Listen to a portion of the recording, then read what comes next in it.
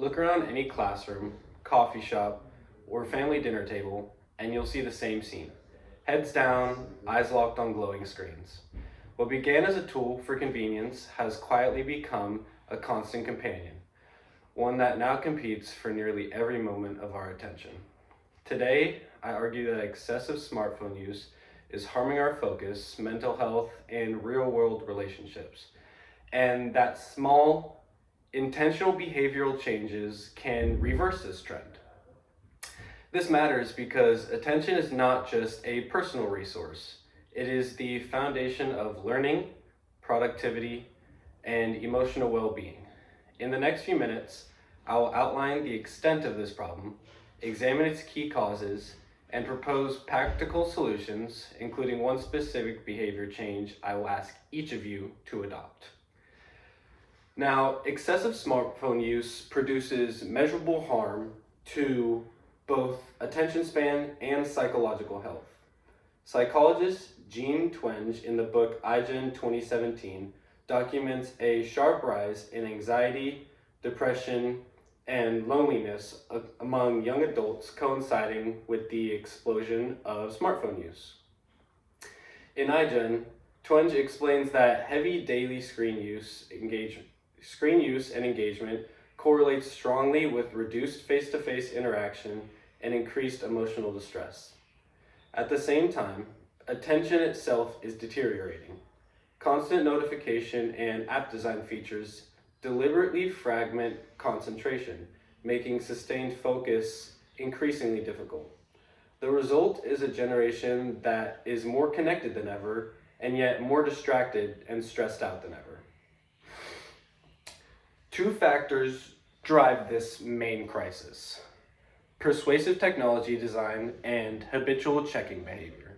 Technology researcher B.J. Fogg explains in his 2003 novel, Persuasive Technology, Using Computers to Change What We Think and Do, that apps are intentionally engineering to trigger repeated user engagement through psychological reward loops. Things like variable rewards and notifications reinforce compulsive checking behaviors. Over time, this design merges with habit. Constant connectivity creates fear of missing out and this is causing people to check phones reflexively even when no urgent communication exists.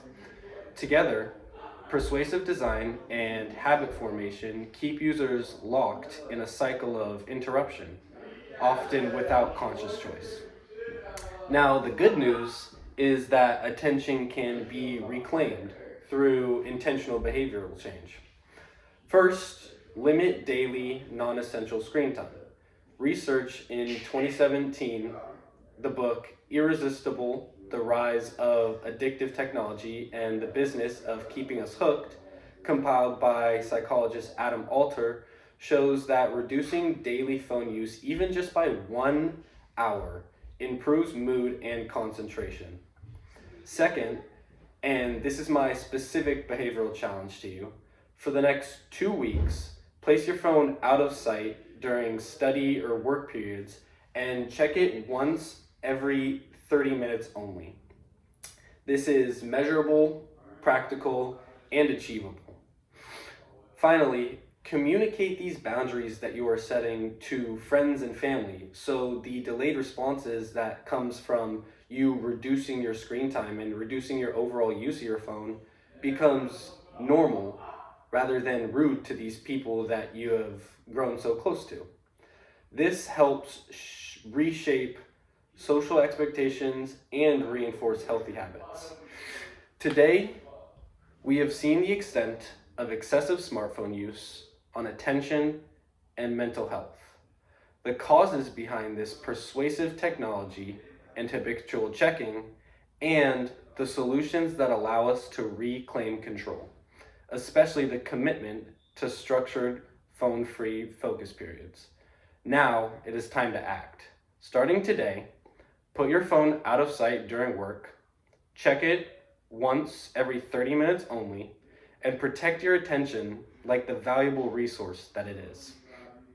If you do, you won't just reduce distraction, You'll reclaim your time, your focus, and your peace of mind.